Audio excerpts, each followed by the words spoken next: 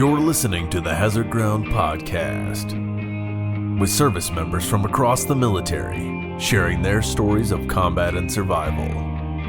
And now, here's your host, Mark Zeno. Welcome into the Hazard Ground Podcast. As always, we appreciate you joining us each and every week. So excited for this week's episode. I know you guys are going to love it. But before we get started, want to remind you to hit those reviews on iTunes hard. The more ratings and reviews we get, the easier it is for people to find us. You don't have to leave much. Just hit that 5 stars if you like what you hear, and that's all you need to do. Or leave 5 stars and write a review and leave us some feedback. We love hearing from you, good, bad, or indifferent. We always want to hear what you guys think of the show. So again, get that rating and review on iTunes. Give us 5 stars if you love the show. Also, YouTube subscriptions, they are up, but we want to keep them growing. We now have a custom URL for our YouTube channel. Go to youtube.com/C as in Charlie, /hazardgroundpodcast.com and access and subscribe to our YouTube channel. This has been really big for us. We're getting a lot of hits on YouTube and really growing the audience that way. So again, youtube.com/C /hazardgroundpodcast is the link for you to find us. Also, our Amazon promotion continuing. You're able to give back to veterans and support them just by doing your normal Amazon shopping when you go through the link on our website, hazardground.com. And oh, by the way, if you're a mobile user, you can go to our website on your smartphone or on your iPad or whatever sort of tablet you're using, hazardground.com. Click on the Amazon button. It will take you right to the app for Amazon. That way you don't have to go back to the website and put in all your information for your credit card and everything else. So again, hazardground.com, click on that Amazon button, and you guys can support veterans every time you do your Amazon shopping. Again, we are hoping and praying that everybody is staying safe and staying healthy. So much going on in the world, and we continue to ask that veterans and service members lead the way and set the example in continuing this challenge, this call, this struggle that America is dealing with right now. Let's be that unifying force that we all know that the military is. It's one of the most diverse organizations in the world, and we are certainly proud of that. And it's the people who help grow that diversity. It's people like you and me who serve alongside people of all different races, colors, creeds, sexual orientations, religions, whatever it may be. And that is what makes our military the strongest in the world. So be leaders in that fight as well. Speaking of fighting, an amazing guest coming up right now. And joining us this week on the Hazard Ground Podcast, a very special guest whose story you may be familiar with. He is a retired U.S. Army Spec 4 who served in Vietnam, where he was awarded the Bronze Star and a Purple Heart for his actions and injuries in August of 1969 in Hype Duck. Prior to his service, however, he was best known for being a football player, winning a national championship at Notre Dame, and then eventually, after his military career, went on to the NFL to win 4 Super Bowls with the Pittsburgh Steelers. There are 2 books out there about his story. One of them, called Fighting Back, chronicles his entire journey, and it is an amazing one. He is Rocky Bleier joining us on the Hazard Ground Podcast. Rocky, welcome, and thank you so much for being here. Hey, thank you, Mark, and thanks for what you're doing. You know, I've always felt that, stories are so very important because a lot of veterans don't necessarily tell their stories or discuss them, especially Vietnam veterans specifically. I run into, and I'm sure you have in the past, I run into a lot of memory. Dad never talked about it. My grandfather never talked about it. My uncles never talked about that experience. And it's somewhat of a shame because I think that it's those stories need to be told about what you do and how you served your country. So you're doing a wonderful job of being able to bring those stories to the forefront. So thank you. Well, thank you. I mean, and that's part of why we do it. We went into this whole thing, just saying that not everybody's going to have the ability to have their story made into a book or a movie, but that doesn't mean that story doesn't hold any less importance. And sort of, while chronicling history is a sense of what we're doing, but it's just great that there are stories out there that people haven't heard that they need to hear. And yours is a very popular story, but we wanted to sort of dive into the Vietnam portion of your life as well as, your post-Vietnam career, because obviously that is where everybody mostly knows you from. But kind of go back to the beginning. I know you were at Notre Dame and you graduated and got drafted, but sort of take me through the childhood up to Notre Dame. Is that always where you wanted to go? Oh no, those. I didn't know where I wanted to go. I mean, none of my folks didn't go to college. I graduated from high school and then went into the workforce, and then ultimately opened after mom and dad got married. Dad opened up a bar, and that became our lives for all that period of time growing up. In Appleton, Wisconsin, was a place where we lived. We lived above the bar, and that was the daily work. So, so as I say, we weren't necessarily Notre Dame fans, and I always like to tell the story. I mean, we weren't anybody fans, Green Bay fans, but that wasn't big until the '60s.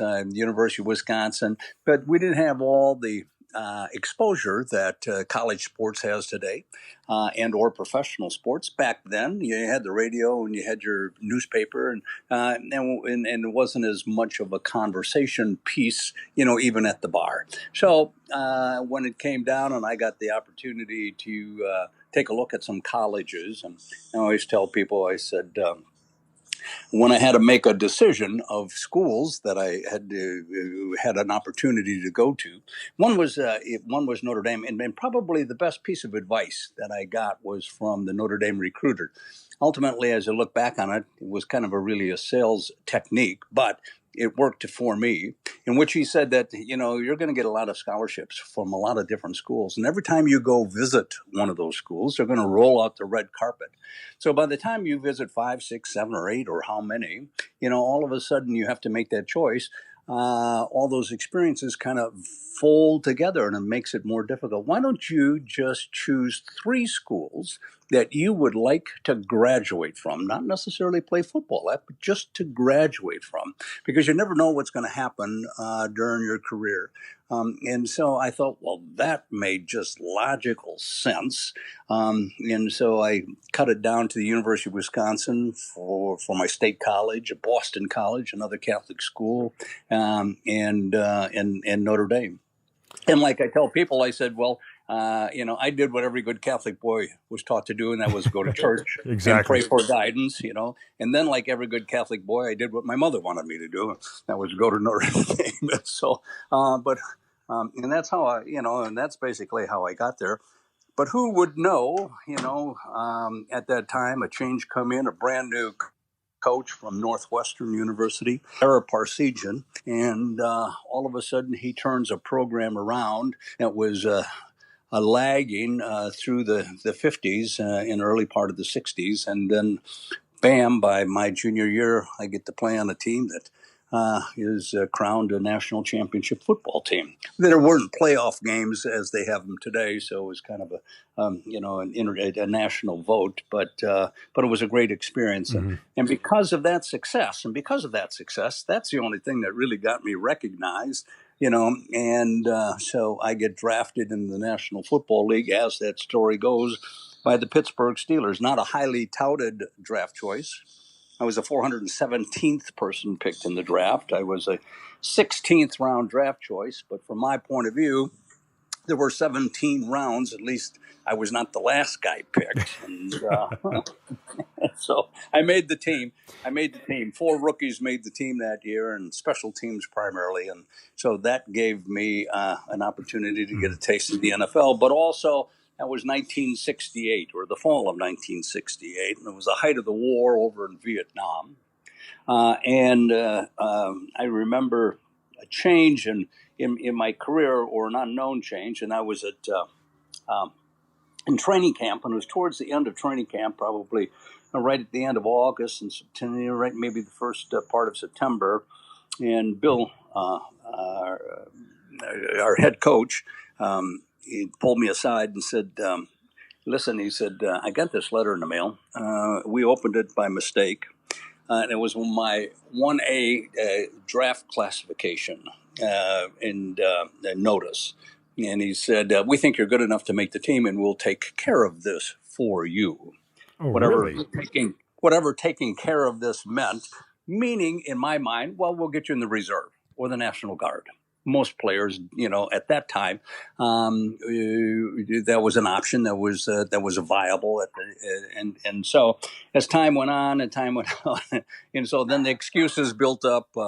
I'm sorry, the general retired, the congressman got defeated, our contacts isn't working. But it was 1968. It was the height of the war. We had most people over in Vietnam at that time, over 500,000 Right. veteran or military personnel, and so the reserves, National Guard were filled, and and they could call whatever shots they wanted to at the time, and it was one of those where it just kind of slipped through, and and I got my draft notification. And it was, we were getting ready for a game. I think it was the 11th game of the season. And then I was sitting in the locker room, and all of a sudden one of the equipment guys holler, "Hey, Bleier, there's a letter over here for you." And so I jumped up and walked over to the table and picked it up and opened it up and said, "Greetings. We'd like to inform you that you've been inducted into the armed service of your country." to report the next morning. Wow. At 7 a.m. I said, "You got to be kidding me. Don't you give you a week, And so from that point on, my life was, up in a turmoil. There's, it just went, and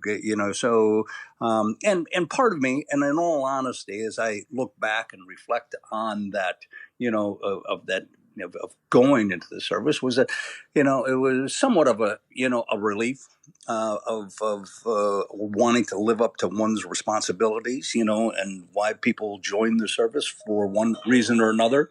Wasn't popular back at that period of time, but ultimately my uncles had served, my father hadn't. He had been ill. But, you wanted to, I guess, if other people served, then why not you as well? And maybe that's a rationale that you accept that, that movement. But then you go through, basic training, advanced infantry training. Right. It was like camp again all over. And then you get your orders. And obviously, my orders went to Vietnam and ended up in May of '69 over in Vietnam. Rock, let me ask you real quick. When you decided to go to college, was there any thought that, at that time, if you went to college, you weren't able to be drafted? Did you think in going to college, was it even a conversation with the family like, hey, we'll at least be able to avoid Vietnam for 4 years, maybe it'll be over by then? Was there any sort of, of that thought process? Yeah, no. I would like to think that there was, but there wasn't, at that time. It was just, you got your student deferment, so for those 4 years, you get your student deferment. And, and I had, friends that I went to high school with, everybody else. Some, flunked out of school, dropped out of school, went into the service because that was the only option that they had, or they got drafted and went. It did their time with a couple of years. And so at that time, if you got drafted, it was a 2-year commitment with a 6 years of reserve thereafter to fulfill your obligation to our country. And so that, so that was what was taking place. But there was the furthest thing from my mind. I really didn't concentrate, nor did we talk about it. It was just kind of there, and you wait and see, what would take place later on. I mean, I didn't even think about ROTC because that was a commitment, right? And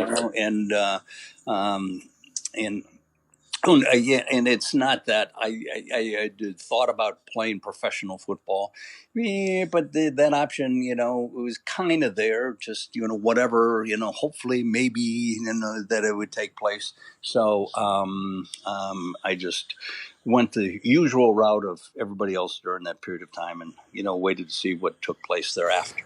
I'm just curious, you get to basic training and everything. Was there anything at that time that basic training was sort of like football for you? Was it like football camp at all? Was it tougher? Was it harder? No, it was different. I mean, it wasn't tougher or harder. I mean, it was just different because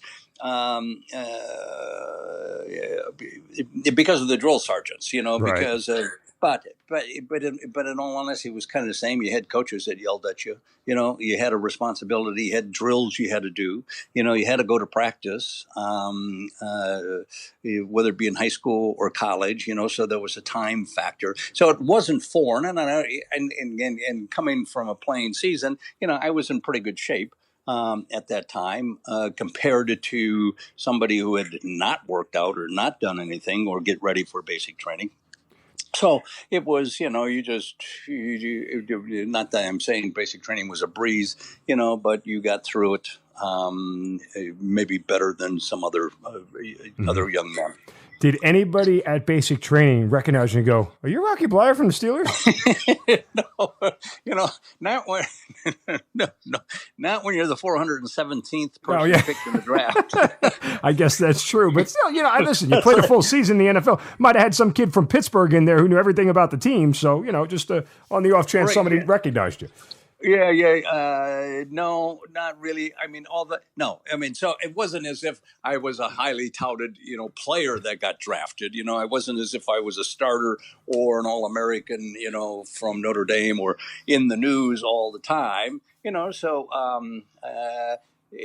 eventually, it got around, but nothing, there was nothing to do about it, so I didn't get any special attention because of it, So.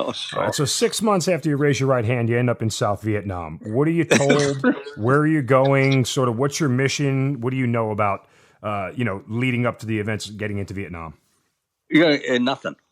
I mean, I didn't know anything about where we're going, what we're going to do, except Vietnam and the stories that you saw on the news and the stories you heard from your high school friends who had already served, or were still in the service, but, you got a chance to talk to or so on, and what their experiences were at that time. And mostly it was all within your own imagination of what was taking place. So we're flying over to Vietnam. I didn't know what to expect. We flew into Saigon, and you go, oh, okay, fine. Is there going to be a firefight on the runway? Are they going to bomb us? Are they going to shoot at us? And then we got into buses, and the buses, had barbed wire. They had like fencing over the windows so that nobody obviously could throw a hand grenade into the window. You're going, oh man, are they going to shoot you on the way? And so you get to camp, and you unloaded, and you went to your barracks. So you had to go through an indoctrination period of time and get familiar with what. Then we went through some jungle training while we were there before we got to our unit. And I can remember when I finally got to my unit. And so I went from Saigon to Da Nang and up to Chu Lai. And then from Chu Lai, I went out to my unit that they assigned me to, the Charlie Company, 4th of the 31st, 196th Light Infantry Brigade, Marical Division. I didn't know any of that stuff or what it meant at that time. And so I got there, and we landed on LZ West, which was one of the two operating landing zones in which we worked from, as Siberia was the other one. And my company, who had then was pulling perimeter guard to protect the heavy weapons that were up there, had every day. Now I find the routine is that they take sweeps off of that mountain and go down into the valley, take a sweep, and then climb back up that mountain every day. So nobody's there. I'm waiting for them. They kindly come up about 5 o'clock in the evening. And my first reaction was, holy man. I mean, they all looked older than they were. They looked beat, dragged. They had this almost like 1,000-yard stare at times, and I'm going, oh, what did I get myself into here? And so I met then my platoon sergeant, and then met with the captain. He assigned me to first squad, and we were in the first platoon, and so. That was it. Met my squad guys, and then they decided that I was going to hump the M79 grenade launcher. Mm-hmm. So that was they get okay, fine. He'll be a good guy, grenadier. That'll be it. He can carry all those grenades. I didn't know I had to carry the grenades. Holy man. So they packed you with 60 grenades, Oh, and God. front and back, and they were, holy man. It was better than either that or humping the M60, which I didn't want to do either. So, but anyway, but that was my first, experience. And it just was, I guess maybe I was the first new guy to come into the company in 3 months. And so, everybody else was getting ready, or after a couple months, to go on R&R. So we'd lose them here and there, and then they'd come back, and Right. so that was an experience. You mentioned before that a lot of the buildup in your mind getting there, sort of allowed your imagination to run away with you about what was really going on there. When you get there and you go out on a couple of patrols and you go through sort of everyday life, did any of that imagination match up with reality, or was it just completely different in your eyes? Yeah, I think at first you're very, you're very leery of, what's taking place or what you're running into, and then so how it worked was that you'd spent 7 to 10 days, maybe up on an LZ, and then you would rotate down into the field. And then you'd be in the field running maneuvers for that same period of time. Then you go up to another LZ, and then you just rotate out of the 4 companies that were stationed in that area. And so it kind of became routine, and you keep your eyes open, and whatever information you received about activity, it was okay, fine. Clear this. We got to clear that whole area. So the big thing was the villagers that were out there. What they tried to do was to bring every villager into a what we call Tin City, but into a protective area, so that anybody that was out in a village, and especially male, from the age of, let's just say 10, to 60, was, if you're not in the village, then what are you doing here?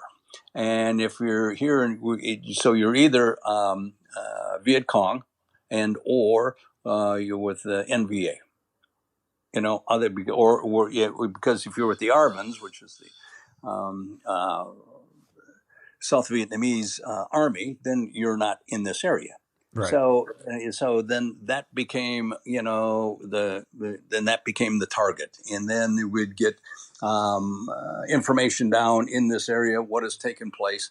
But so you would move. So you'd be in the field. You get up in the morning, grab a cup of coffee, put your rucksack together, throw it on your back. Now we're humping here, and we're humping here till noon, and then we break for lunch, have another afternoon, and then leave from there and set up night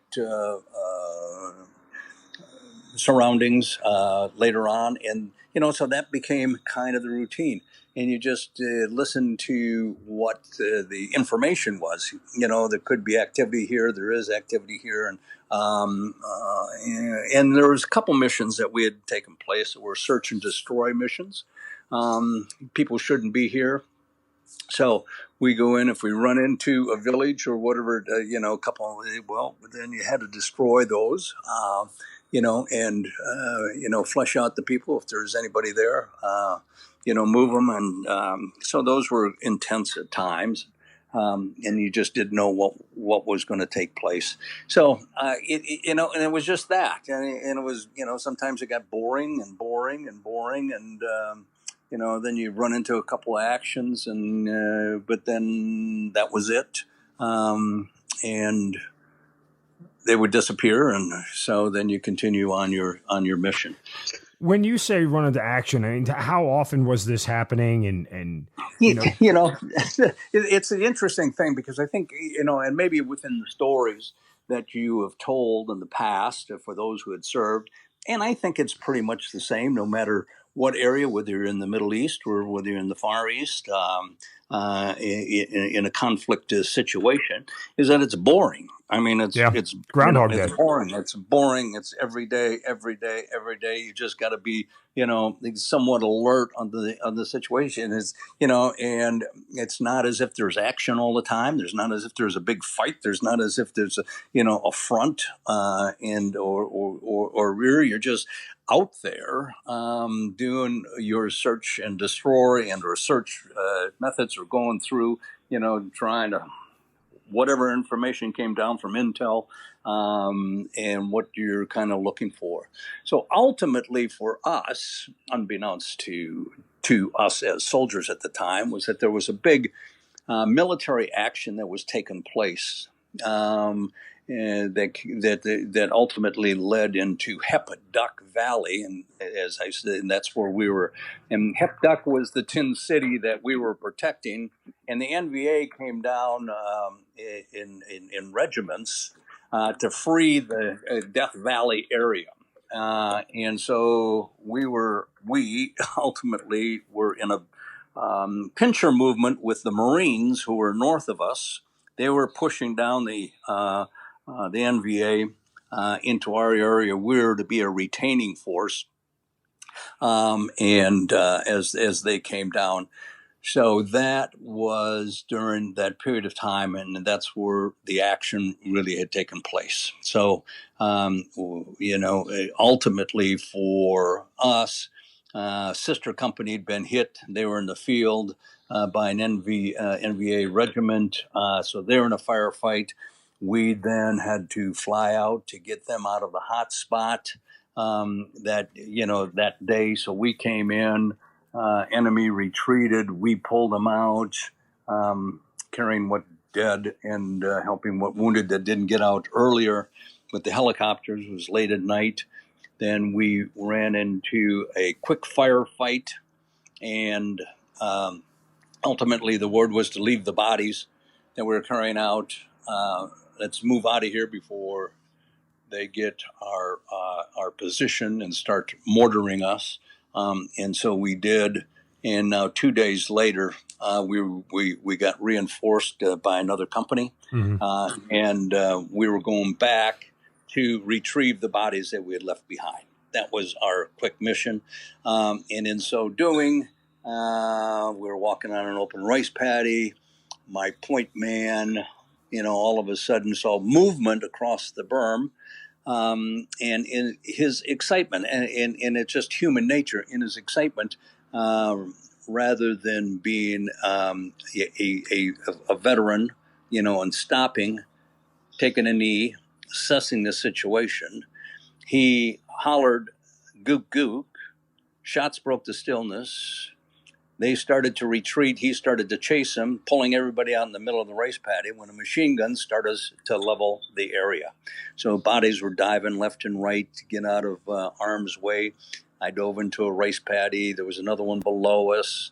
4 guys were pinned down out in the open. My responsibility, because I was a grenadier, was to get some firepower on that position. And so, so that was when I got hit first time. And then we dropped back and got enough firepower to get the 4 guys who were pinned down out of there. And we dropped back, set up another defensive position. Rest of the guys out of the field. We lost 2 guys in the field at that time, another wounded. And they probed our perimeter, got close. Hand grenade come flying in.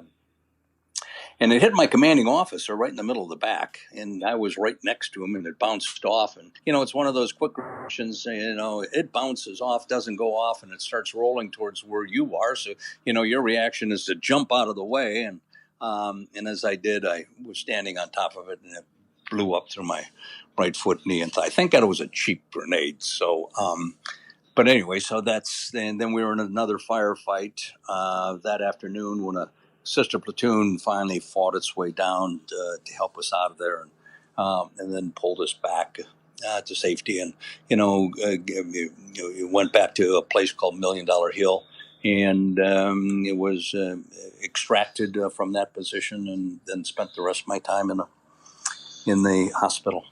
That date, August 20th, when you were injured, you mentioned that you were going back out to get bodies. Did you know any of the guys or the bodies that you were going to get that day? No, no, I didn't know because Okay. it was a sister company, so we didn't. It was just I didn't.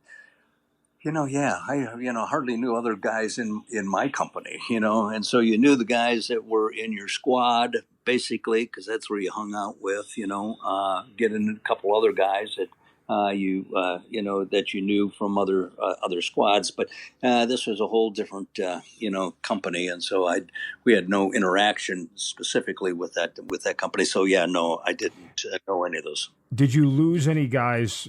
Were any guys KIA while you were going to get the bodies on August 20th? I know you said somebody was wounded, but did anybody get killed? Yes, yeah, we lost four guys. I Okay. think it was four guys, five guys that got killed that day, and yeah, that was a shame. And I know this is a difficult question to answer, but you're sitting there with a bullet in your leg, and you're missing part of your foot, and you got shrapnel everywhere.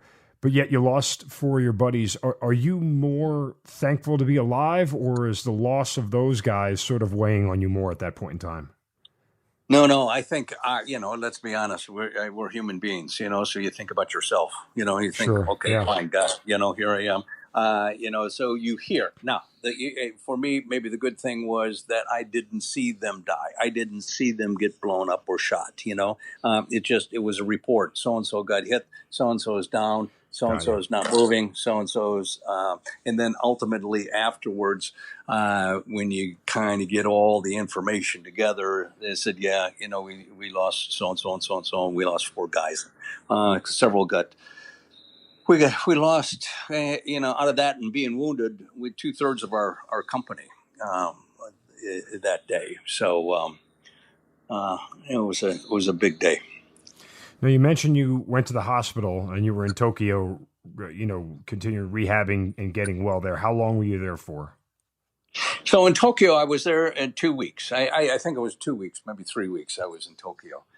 So the biggest thing at that time was to get the wounded personnel out of country because of infection. So I went. So we left the battlefield. I went to an aid station.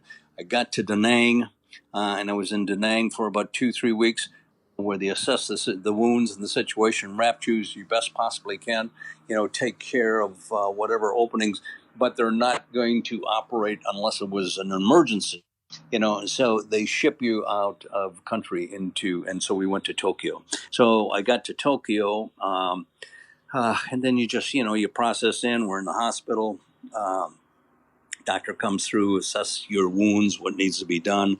And one of the things that I found out later that it was a big concern was they couldn't do any. I had a staph infection in my leg, and it was moving up, and so they had to stabilize that infection before they could move me, and or if it got worse, amputate my leg. So anyway, so they didn't tell me that right away until later, thank God. Right. So we get through that process, and so it was an interesting thing because there was a good doctor there, Dr. Bleier, who is our physician, and so ultimately after maybe a couple weeks, I didn't know the extent of the damage that was taking place. And so my question to him was, do you think I can play football again? What do you think? And his response was, yeah, don't worry about it. You're going to have a normal life. Do the things as normal people. Just don't expect to get back in the gridiron. You won't have the strength or the flexibility to do the things that are necessary to be a running back in the NFL. And kind of as my authority figure, it just kind of sucked that hope right out, and about whatever that future might be. But the interesting thing, and it's just a little thing, but as the story goes, 2 days later, I got a postcard in the mail. A simple postcard, had 2 lines on it. It said this: "Rock, the team's not doing well, we need you, Art Rooney, owner of the team. Wow. It's like somebody needed me. Well, they didn't need me, but it was that kind of a graciousness that reached out, that kind of changed an attitude that, somebody out there that cares. And, so you move that forward. Hey everybody, just a quick pause from the podcast to give you a word about my friends at My Front Page Story. Look, Father's Day is coming up, and if your dad is anything like mine, your dad loves the newspaper. I think everybody's dad loves the newspaper. Well, give him the cover story he deserves for being such an awesome dad at myfrontpagestory.com. Guys, I did this for my mother on Mother's Day, and I can tell you she was so emotionally moved by what My Front Page Story does. It is the absolute perfect gift for Father's Day as well. Telling your dad you had a story written about him as a gift for Father's Day is pretty much the coolest thing you can tell someone when giving a gift. Watching him read it and trying not to get choked up, just like my mom did, will be even better. What happens is you'll talk to a writer for about 10 minutes about your dad, and they'll write an amazing story about him and send it to you, and he will love it. I guarantee you it is an absolute win of a gift. So instead of going the old route for Father's Day, socks, a tie, a gift card, give him something that he'll actually remember forever, and go to myfrontpagestory.com and be sure to use the promo code HazardGround20. Once again, myfrontpagestory.com and the promo code HazardGround20 to set up an interview today to tell the story about your dad on Father's Day. myfrontpagestory.com and the promo code HazardGround20. Now back to this week's episode. I want to ask you, as you're leaving the battlefield, as you're being flown out of Vietnam back to America, to start putting your life back together, is there any sense of guilt, or does that come much later? Were you just happy to get the hell out of there and be alive? I mean, kind of take me through the thoughts. Oh yeah. So here now they're dragging me. Okay. I mean, let's get to the point where I'm the the sister company comes in, and the first guy that comes to me is a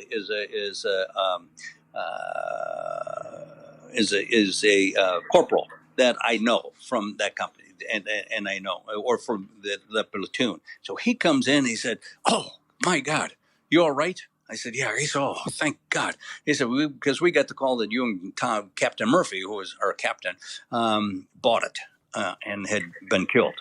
Don't worry. He said, "Well, I'll get you out of here." He said, "You be the first guy out of here, okay?" And I said, "Okay, fine." So he came back. He said, "No, Captain Murphy's the first guy. You're going to be the second guy out of here." I said, "Okay, fine." So because of the injuries in both legs, they had to carry me out. And they carried me out on a poncho liner. So they've got four guys, they got to carry a corner, and then drag you on a poncho liner just to get you out of here. Now, here's four guys that they've been since the break of dawn as well. They've had their own battle to fight through to get to where we are. And so now it's later in the afternoon, going into the evening. Now they got to drag 170 pounds. I lost a lot of weight. Of dead meat, through the jungles. And that's not the easiest thing to do. Oh, and they did. And they dragged me and they dragged me and they dragged me and they set me down. Guys would pass me. They set me down. And we got to a point where they were beat and tired. I mean, honest to God, they just couldn't. They said, "Okay, fine. We're going to send a stretcher back. Don't worry. We'll send somebody back." Now, here's an interesting thing. Because all of a sudden during that period of time, and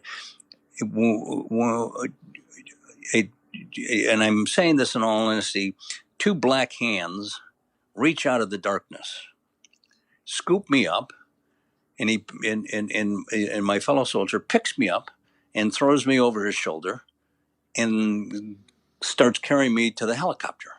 And the helicopter, honest to God, the helicopter was a long ways away, and he would put me down.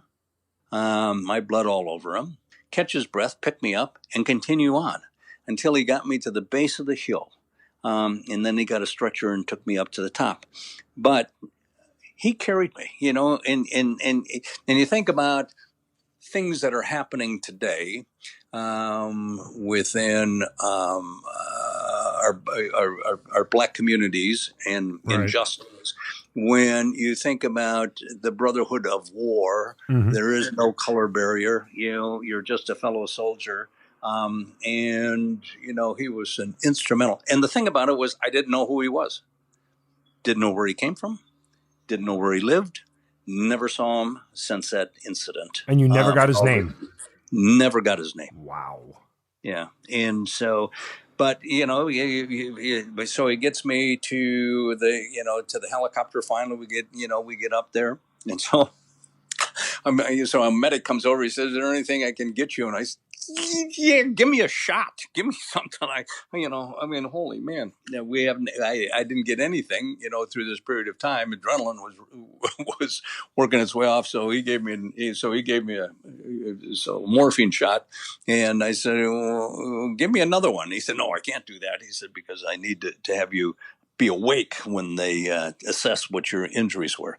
But so it's those little stories. So you don't you don't think about guilt. You don't think about until later. Until what happens, or you think yourself is lucky, or you think, well, you feel, well, that's part of life, or war, or whatever took place. That it's and I can understand. I can understand where if I'm a leader, within a group, if I'm a sergeant, or if I'm in charge, and I lose my group, I lose my people, and I'm the only one that lives. I can understand that. I can understand that guilt, and that loss, that you should have done something more, and that becomes difficult to handle at times. Okay, I want to fast forward before we get to the football stuff and come back to it, because I'm curious. For those who are familiar with Rocky's story, and you may know, you, like many other Vietnam veterans, had the opportunity to go back to Vietnam 50 years after you were there. And I've talked to a variety of Vietnam vets on the podcast, and they all get a different experience from this. I'm curious, why did you go back? What were you hoping to accomplish in the trip, and the experience? What did it mean to you? So the reason I went back the only reason I went back was because ESPN had talked about it. Okay. They thought, actually it was a process. It was a 10-year process to be able to do that. And we talk about it, and then these schedules didn't work out, and then things slipped. But anyway, so they said, "Well, no, I think we would like to go back with you and do that. It's a part of your story." And and I said, "Okay, fine. Here's the deal. I don't know what you are going to expect." I said, because of the fact, unlike the majority of returning Vietnam veterans who had to suppress their feelings, who were spat upon, who were looked down upon because at that period of time, you were identified with the conflict, unpopular conflict, so you were unpopular. Not that you served your country, but you were unpopular, and so they had to repress their feelings and become quiet, and they had nobody to talk to. They had no place to go. The VFWs weren't open to them. The American Legions weren't open to them, and they went about their lives as they best possibly could. I said, I come back to a quote, a high profile, and so now I become a story. And so over those 40 some years, now 50 years, I've told that story. So I've gone through a catharsis of that period of time. Right. There isn't anything that I hadn't already, come or emotional about. So I said, yeah, so let's go back. It'll be fun to kind of see what takes place. And they had a couple things that were lined up. An interview with an ARVN soldier that was actually there in Hep Duck during the same period of time that I was there. And we found the exact location of the exact spot where we got hit in that rice paddy. So we went back there.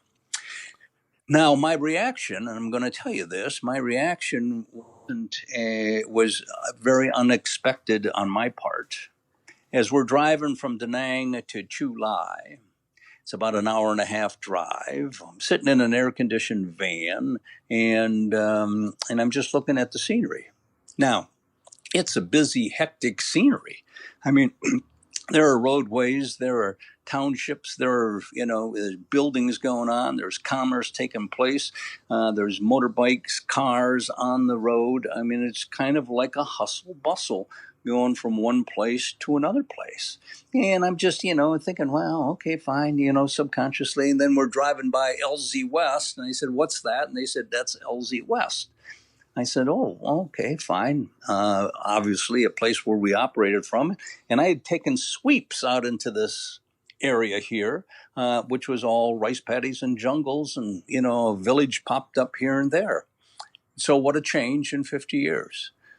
Suppressed that feeling, I'm sure, until we finally found the spot. We got there, and Tom Rinaldi, we're doing the interview, and he said, so what are you feeling?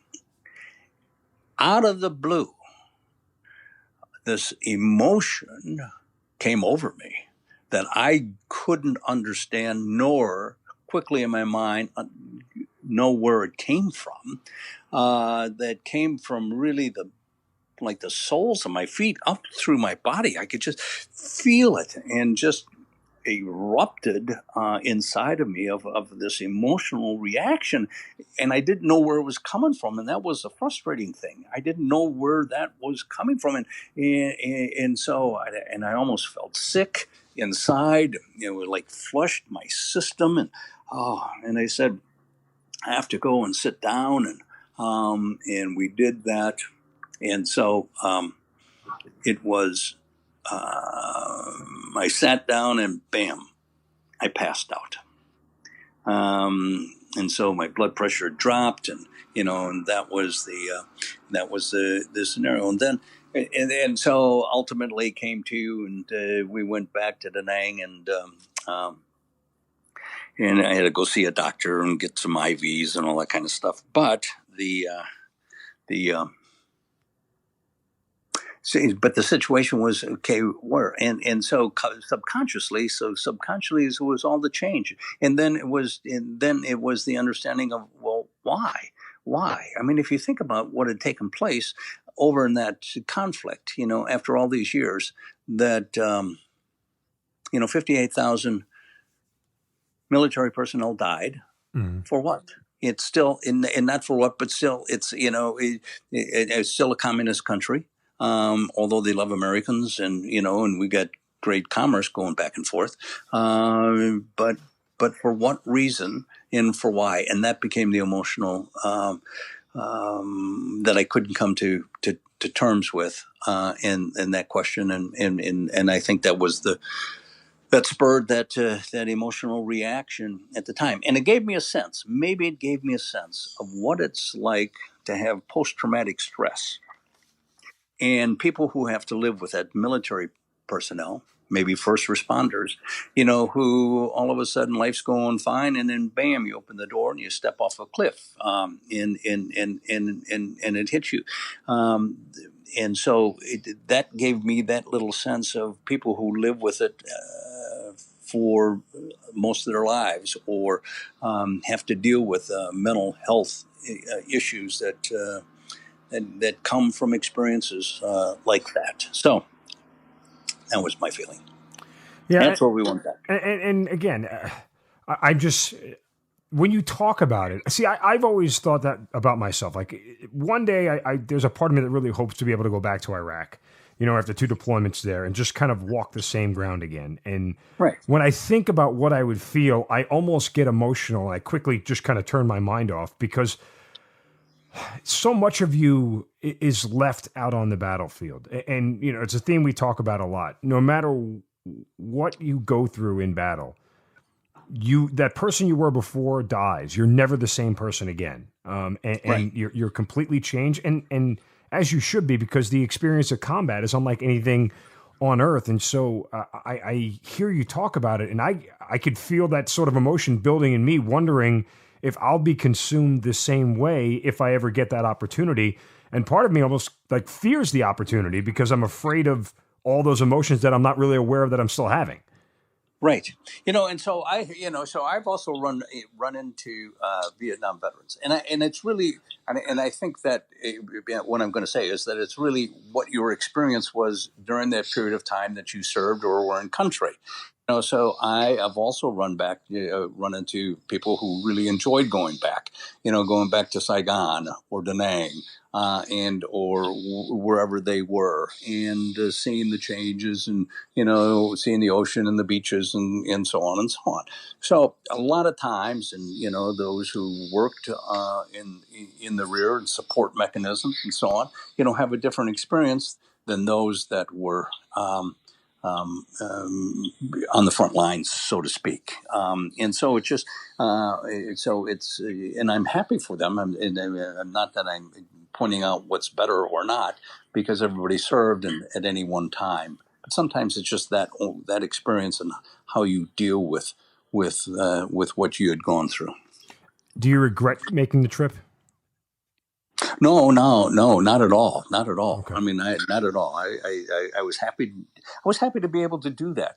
It's somewhat embarrassing to be on camera and break down like a little kid and cry and then ultimately faint. I did, but the biggest thing was I did tell him. I said, "Oh, okay, fine. It was very nice narrative. Thank you very much. But did you have to say, he was overcome by heat stroke?" I mean, like heat stroke. That was like an old guy thing. Oh no, he's so old that a heat stroke had taken him down. I mean, couldn't you say emotional?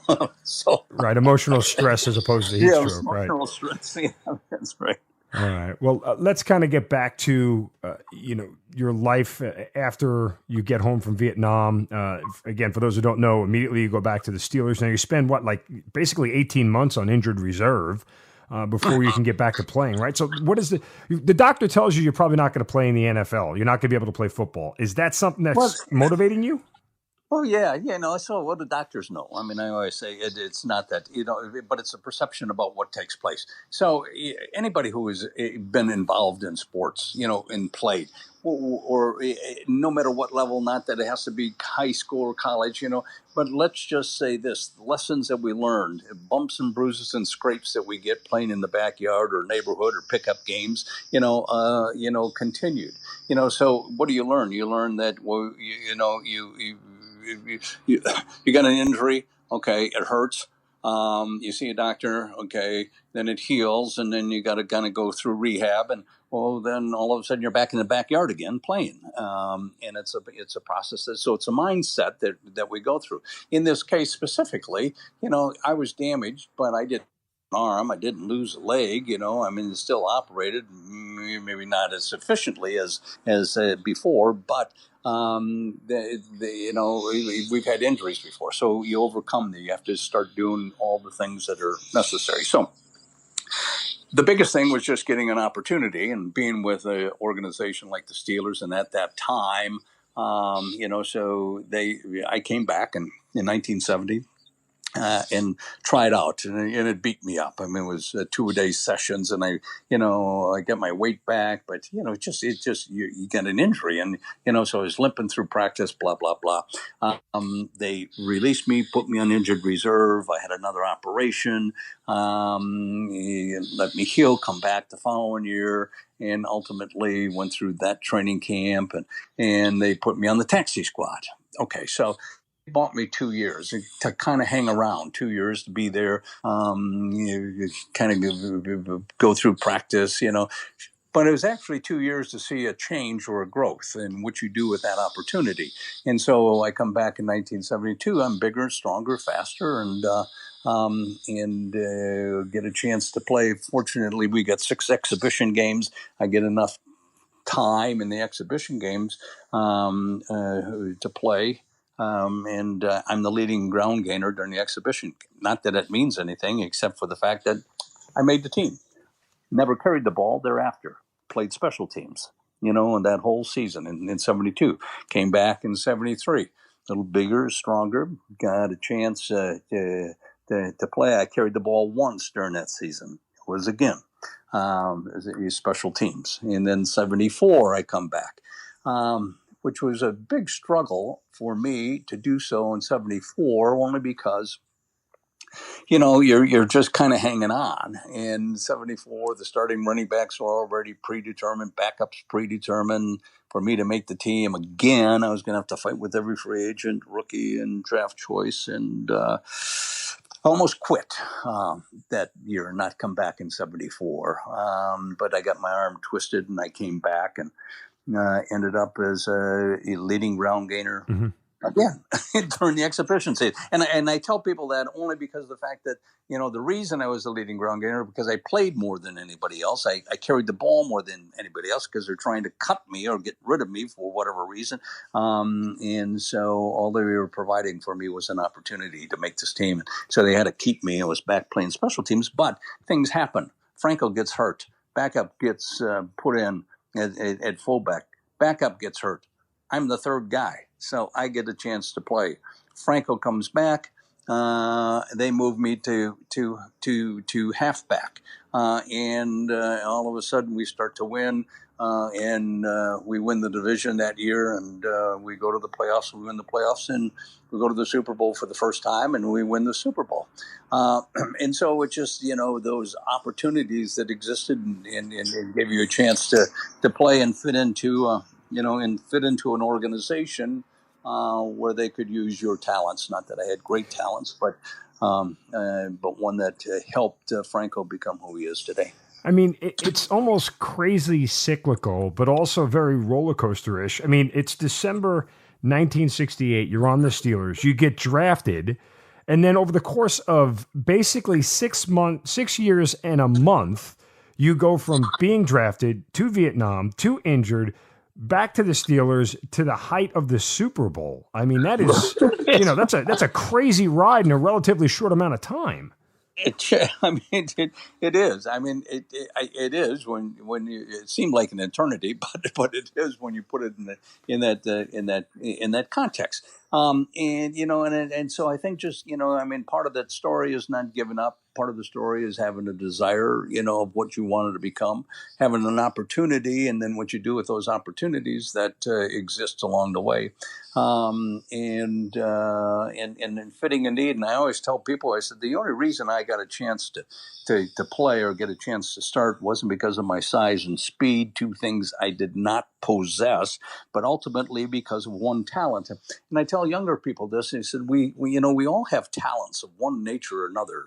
To be able to be a host on a podcast or to do sports, and in this case, the reason I got a chance to play was that Chuck Noll asked our backfield coach. He said, "You have a weakness in the backfield. Who is your best blocker?" And he said, "Well, Bleier is." He said, "Well, then start him." So one talent. And the ability to recognize who you had to block and wanting to do so. And so that became my opportunity to be able to break into the backfield. And it worked. And, and the thing about it was that I wasn't trying to compete with Franco. I didn't do that. I knew what my job was and my responsibilities. And sometimes, you get people that think that they're better than they are or should be somebody more than what they do, but actually it's just contributing to the success of the team, because ultimately is the success of the team. Winning those Super Bowls and the people I played with allows me to be able to talk to you today about, 4 Super Bowl champions and being a part of a great dynasty. And without those people, that would never have happened. And it's much like being in combat. Those people that surround you and take care of you, and get you through a tough situation becomes essential. And it's not necessarily just you and how good you might be or not be, but it's all those parts coming together that sustain a victory, no matter what we may do. Did any of your teammates ever ask you about Vietnam, or was it something that nobody ever bothered to bring up to you? No, not like, no. I mean, they not necessarily. No, I mean, they asked, but it was more tongue in cheek, and I usually had some quick comeback, to talk about it, because it's not that they would understand, and not that they really wanted to understand. I think at the time, it was a part of my life, my experience. They didn't have that same kind of experience. and I don't know whether they wanted to, really know, what it was like, So that would. Rocky, when you see how your fellow Vietnam vets were treated when they got home, and you mentioned some of it before, and you see how veterans who are coming home are treated now, does it bother you on behalf of the guys who you saw get spat upon and sort of cursed as baby killers and everything else? Does it bother Oh, you at yeah. all? No. I don't think it. No, it doesn't bother me. I mean, it really, in all, I mean, it doesn't bother me, except for the fact that we didn't have that reaction back then. In but I'm glad that we do have that feeling today about our service people, that we respect them for their ability to serve our country and wanting to serve our country, and not necessarily the conflict. The conflict that's been going on for 18 years over in the Middle East isn't necessarily a popular, a conflict, but the soldier is. I mean, the soldier today who has is multiple deployments, back and forth on a professional basis, National Guard as well. How difficult that is, dealing with that transition from having a foot in two spots, one on a home base, secondly on a military front base. So that becomes very difficult to fathom. I always tell them, I said that, the biggest thing was the Gulf War going into Kuwait. I said, that saved the American soldier. When every night they would come on, and talk about what they're going to do during the day. Colin Powell and what's the general's name? God, I'm sorry. I just, they'd come on and say, okay, fine, we're going to do here. We're going to do here. My God, they would do this. And I can remember during a period of time, people would have American flags in their cars and they'd be beeping their horns. And I always wanted to relay it to how the American population perceived war. That's how they perceived war. It was like a John Wayne movie. Round up the wagons, and we're going to do this, and we're going to kick butt then, and so, so and we got it over with in 3 weeks, and hey, that's the way we do it, and from that point on, people started to think, the American soldier for their service, and so it became very important. Then when 9/11 came, that was a tragedy. But again, just escalated our feelings for the American soldier and what needed to be done and what happened here on that forefront, and then taking it all these many years later. So, yeah. Can you think of a player who hit you in the NFL, whether in practice or a game, where you said that hurt more than getting shot? It did, yes. Yes. Robert Brazil. Robert Brazil played linebacker for the Houston Oilers. He was an outside linebacker. It's almost like a stand-up defensive end playing a linebacker. Oh, and he was big. I mean, he was big. It was big at that time, and like 245 pounds, and he was fast. And boy, So every time we had to play him twice a year, and so he hit me numerous times. But there was, one game that he hit me so hard. He picked me up and drove me out of bounds, and then pile drive me into the ground, and to the extent where I got up and I'm thinking, say, if you feel it right away, then it's going to hurt. It's going to hurt. So Robert Brazil was the guy that goes, "Oh man, he almost cut my career short." So often we compare football to the military. Is there a fair comparison between the camaraderie of a military unit and the camaraderie of an NFL team? Oh yeah, very much so. Because you all go through the same. We all go through the same thing. We depend on one another. We have each other's back. On an athletic team as well as as an operational team, and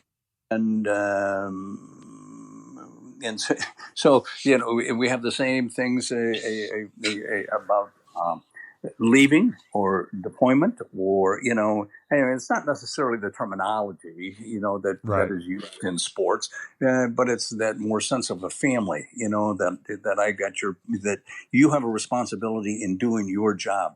You do your job. Don't try to cover for somebody else. And if we all do our jobs together, we're a better unit than if we don't, or if we're trying to cover a weakness that we may have. The transitions are the same too. Leaving the military after a period of time, whether it be after 4 years or 10 years or 20 years, it's a transitional period. And a lot of times, sometimes you're not prepared for that transitional. And how does that, and then how does that affect you? So you talk about a player, that's making the team, he's playing, and then all of a sudden he's injured and he can't play anymore. And now he's, a civilian. And it's like in the military, and you got plans for 20 years or 30 years, or want to make a career, then all of a sudden an injury doesn't allow you to do that. And so now you got to make a transition into a private world. So how do you go through those problems? So yeah, there's a great parallel between that individual camaraderie, experiences that we have, what we want to get accomplished, how do we handle the obstacles that are in front of us, and how do we just become better human beings in so doing. So yeah, there's it's just common. It's common sense, and a great relationship between the two. I know you're very passionate about veterans causes now. Who are you working with, and what do you hope to achieve, for veterans and service members at this point? There's a Warriors to Citizens is a organization right there in Georgia that I've been with for the last 10 years, and it's a transitional helping especially National Guard and reservists on a professional basis. I mean, so statistically, and it's a family program of being able to handle moral injuries that take place in today's conflict, as well as separations, as well as we were talking about before. If you're in the National Guard, how many deployments have you gone over to the Middle East? A lot of times are 2-3 deployments for a period of time. And given the communication that we have today, I mean, you can be on an iPhone, you be in Iraq, and you're talking to your wife, and how's the kids, or they got this, and so you're torn as a soldier in both of these worlds that go back and forth. So if you look at the statistics and divorce rates that take place and escalate because of the number of deployment, it goes off the charts. And then the suicide rates that we look at overall, and it has increased during this pandemic period of time.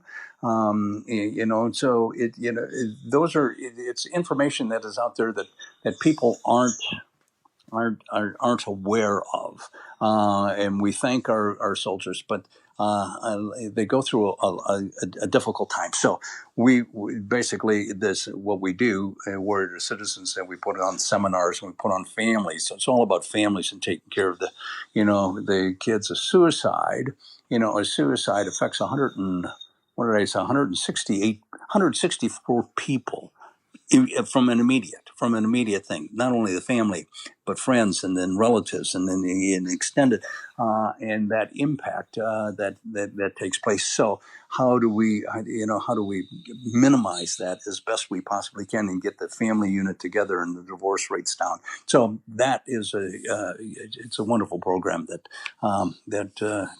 I'm involved in there. Now the second one is beating the odds, and it's an educational program that we start in high school, and take it over into, and that is just overcoming obstacles and having stepping stones of success, and learning those stepping stones of success and how important that is. And I've been with them we started that 30 years ago, Rocco Scelzi and myself. And so it starts within the classroom, and we tell stories about military people and so on along those steps, and how important it is, because a lot of that stuff isn't really taught today in schools on what you look for from to be a success, having dreams and goals, and having a plan, knowing what your resources are, where you're going to go, and you get into trouble, how do you find an answer and move forward? And so those are two big ones. And then always, obviously, no matter where we may go in today's society, there's local chapters of veterans here, and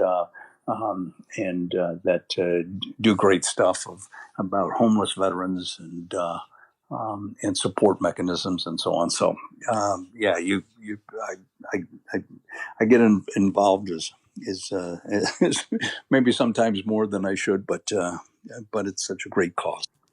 Rock, 74 years young. What's next for you personally? That's right. Well, I got I got a construction company here in Pittsburgh, and so we've been in the construction business for the last 15 years. And we started off with an opportunity being a service-disabled, veteran-owned small business, and we morphed that business and built it. And so now we're into moving into the private sector. And so we do a lot of VA work, as well as we've had in the past in healthcare and in the hospitals.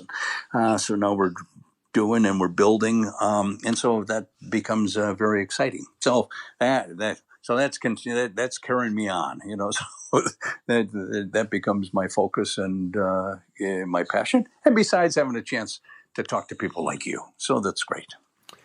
Well, Rocky, again, it's an amazing story. I know maybe some people have heard it before. I hope we got to some detail that maybe people haven't known about or didn't hear before. And I just love your candor and your honesty, and the amount of emotion and passion that you communicate your story with, I think, is something that's going to resonate with all of our veterans and all of the fans of this show and listeners of this show. Well, thank you. Hope we enjoyed it. I enjoyed it. So thank you for what you do as well. Rocky Bleier, thank you for being part of the Hazard Ground podcast. Okay. You've been listening to the Hazard Ground podcast, hosted by Mark Zeno and produced by Matt Pasquarella. If you have an interesting story to tell and you'd like to be on the show, send us an email at hazardgroundpodcast@gmail.com. And if you like the show, don't forget to subscribe, rate, and review on iTunes. Thanks for listening. We'll see you next time.